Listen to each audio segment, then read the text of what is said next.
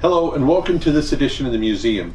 Today we take a look at Harry Raymond, a man who served less than 90 days as chief of the San Diego Police Department, but who, after leaving San Diego, went back to Los Angeles and literally brought down City Hall. Today, on this episode of the museum, the incredible story of Harry Raymond.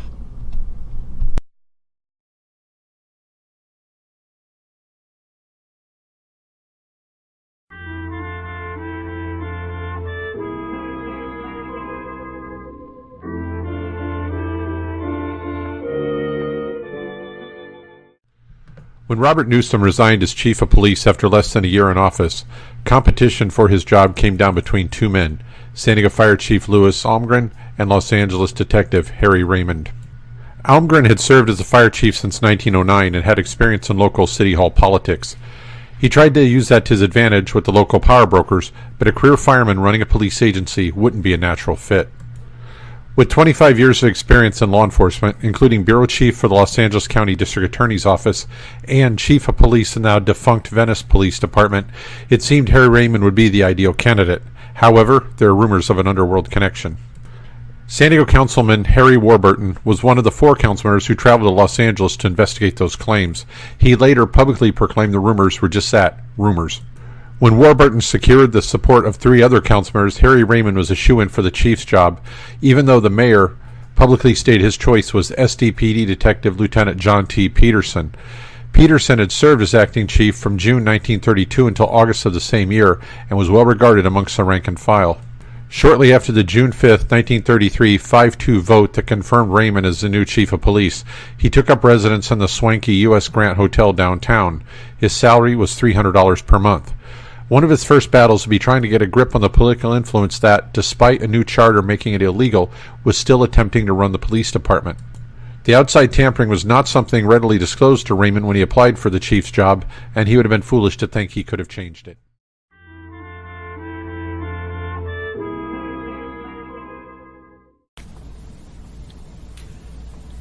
During the mid-1990s, I was the vice squad sergeant here in San Diego. And it was an easy time. We weren't influenced by anybody, especially City Hall.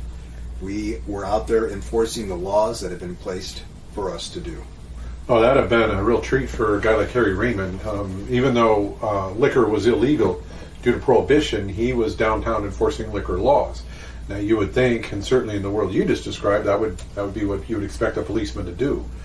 Unfortunately, there was sort of a wink and a nod of, yeah, we know it's illegal, but, this guy wields a lot of money, a lot of influence on City Hall, so that wasn't the case with Harry. No, in fact, there were a few places downtown that had been around in the 30s, and they were still in operation, owned by the same families that actually tried to give us a few things and say, go ahead and take it. It's been that way for a long time. But we knew what the rules were, and we went by the rules of the day. Yeah, and unfortunately, he brought in kind of a rigid ethics like that, but it wasn't supported above his head, and being an at-will employee really was very dangerous for a chief during that time period to do. I imagine so. I mean, any miscue, and he'd be out of office quickly. Yeah, and that's unfortunately what happened. So. Exactly. Harry Raymond's tenure as police chief lasted less than 90 days. On September 3, 1933, city manager Fred Lockwood announced he had fired Raymond by stating he simply wasn't the right man for the job. Former acting chief of police John T. Peterson was immediately installed as the new chief, and Harry Raymond was sent packing. Shortly after being evicted from his office at police headquarters at 700 2nd Avenue, Raymond also issued his own statement to the press. "I plan to remain in San Diego for a few months," Raymond said. "Do I plan to work? That's no one's business but my own." He eventually found his way back to Los Angeles, however. He eventually crossed paths with restaurateur Clifford E. Clinton, the boyish owner of his self-proclaimed world's largest cafeteria in downtown Los Angeles. Clinton was sympathetic to the economic hardships caused by the Great Depression, and his massive cafeteria is known for allowing customers to decide what they could afford to pay for their meals. Clinton was a people person and made it a point to interact with all of his patrons. By 1937, he had heard so many tales of civic vice and dishonesty, he took it upon himself to become a political reformer. On February 16, 1937, Clinton was sworn in as a member of the Los Angeles County Grand Jury. The group soon uncovered organized gambling, bookmaking, and prostitution. Despite the activities being illegal, the 19-member grand jury discovered activities were rampant across the City of the Angels and was all being protected by City Hall and the LAPD. Frustrated by the apathy of the grand jury, Clinton launched his own private investigation, and by the end of June he had accumulated a list of more than 1,800 bookies, 200 gambling spots, and 600 brothels. His attempts to present the evidence to the grand jury, unfortunately, was met with resistance, so Clinton went about publishing the names and addresses in a local newspaper. When a powerful women's group saw the list, its leader met with Los Angeles Mayor Frank Shaw demanding an explanation. The mayor denied the existence of protected vice and declared the LAPD was one of the best police forces in the United States. The mayor added he would support any fair and unbiased citizen organization who wanted to investigate vice in the city. Local religious leaders took the mayor at his word, and on August 19th, CIVIC, which stood for Citizens Independent Vice Investigating Committee, was formed. Clifford Clinton was named as chairman of the committee. On August 3rd of that same year, Clinton and other committee members met with Mayor Shaw at City Hall. The meeting was also attended by LAPD Chief James Edgar Davis and Joe Shaw, the mayor's brother and chief of staff. The meeting got off to a rocky start, however, when Mayor Shaw pointed at the committee members and angrily accused them of, quote, being snoopers, busybodies, and self-seekers who intended to smear his office. Clinton simply responded by saying, "If your administration's actions are as you claim, and if you wish to silence the critics, this is a certain and sure way to do it." Chief of Police Davis had initially opposed the investigation, but following the meeting, he personally pinned badge number 4010 onto Clinton's lapel to deputize him as a private vice investigator. The badge was one of thousands Davis handed out during his administration. Commonly referred to as juice badges, the shields became such a nuisance in the hands of common citizens across Los Angeles. LAPD Chief Arthur Holman converted the agency's badge to the now iconic Series 6 in 1940, then obtained a trademark on it. Several days after the meeting, Mayor Shaw repudiated the group again, this time in the press, calling the committee a group of malcontents and snoopers whose only interest was to besmirch the fair city of Los Angeles. Meanwhile, as the mayor publicly condemned CIVIC, the group headed by Clifford Clinton and attorney A. Brigham Rose worked behind the scenes with Harry Raymond as their investigator, methodically building a case of graft. Things are about to get ugly. On October 27, 1937, the Clinton children were asleep in their family home when a loud crash shattered the night calm. Suddenly, black smoke came pouring from the basement. The fire department responded, and as investigators shifted through the charred remnants, Clifford Clinton received a phone call. The caller, in a mysterious voice, asked, "How did you like the little puff you just had? If you think that's something, just keep your nose in this business and see what happens next." Investigators quickly determined the cause of the fire was a bomb. As shocking as that may have been, no one could predict what was about to happen next. A quiet neighborhood in Boyle Heights, the home of Detective Harry Raymond. As his investigations for reformer Clifford Clinton continued, he was put under surveillance by the Los Angeles Police Intelligence Unit. Across the street and up an alley, they rented a spy house.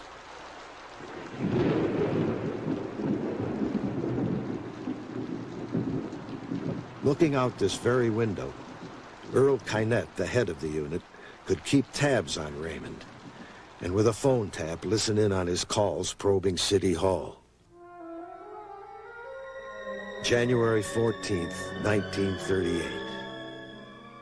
Harry Raymond's wife was fresh out of eggs. Shaved and dressed for the day, Harry volunteered to run by the market. He grabbed the keys and headed for the car. Got in, stepped on the starter.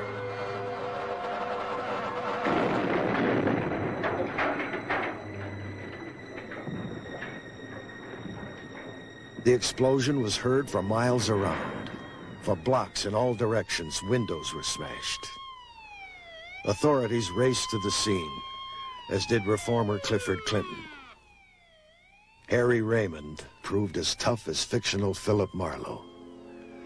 A mass of broken bones and more than 100 bloody wounds. He was heard to mumble, "This is a rotten way to try and get a man." For weeks, doctors dug shrapnel out of him, and still didn't get all of it. Harry couldn't believe what had happened to him, and at first was mum as to who he thought tried to kill him. But then one of his doctors received a threatening phone call. That did it. Kynette, Earl Kynette, he blurted. And And with those words, he blew the lid off Los Angeles.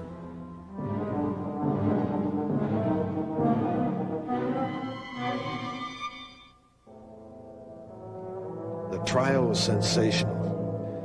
Taken to the Hall of Justice in a wheelchair, Harry Raymond was cheered on by crowds shouting, "Stay in there, Harry. Tell them all of it, Harry. Good luck, Harry."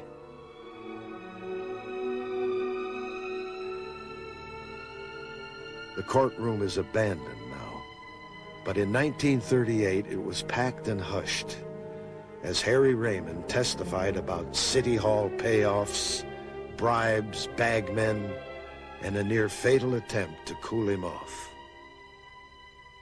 It didn't look good for Earl Kynette.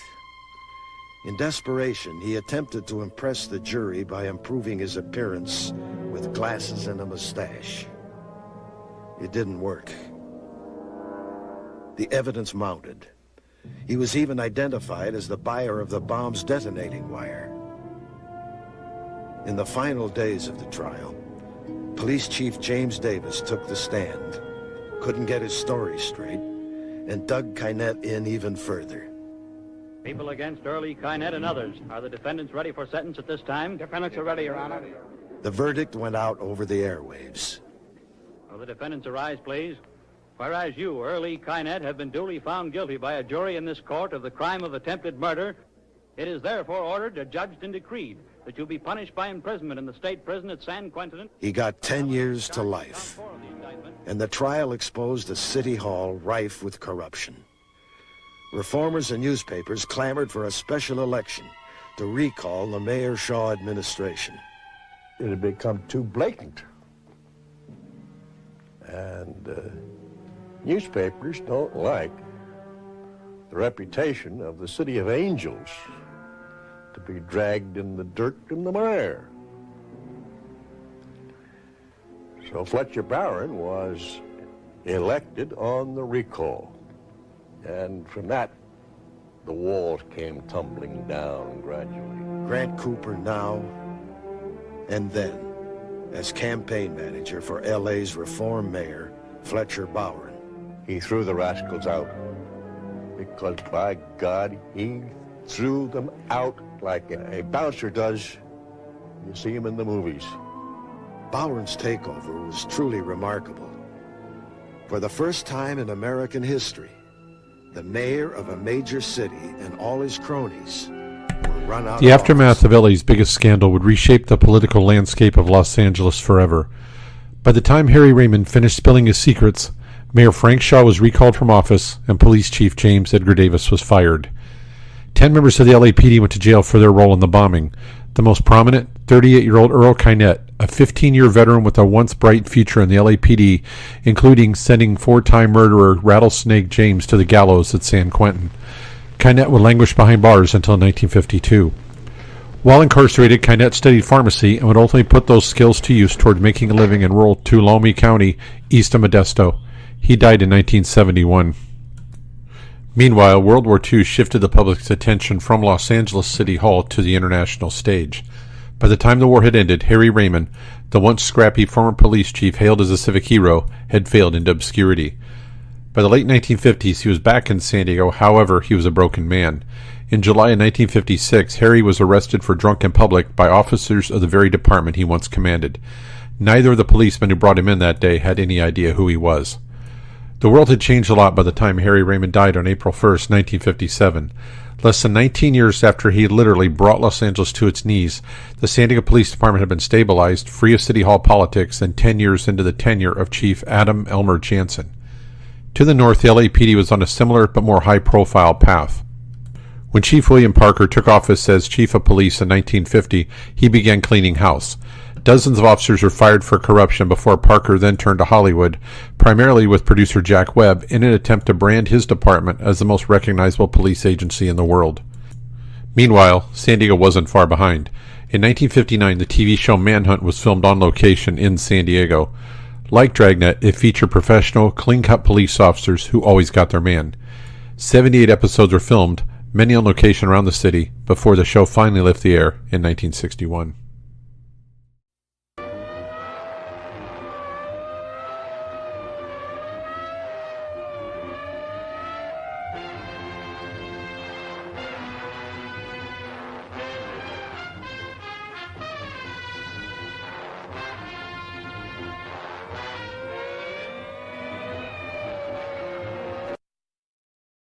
We really hope you found this video interesting. If you did, please give us a thumbs up down below and don't forget to subscribe to our channel. We post new videos as they become available. For more information on the San Diego Police Museum, visit our website, and of course, we are open to the public as well. And as always, thank you for watching.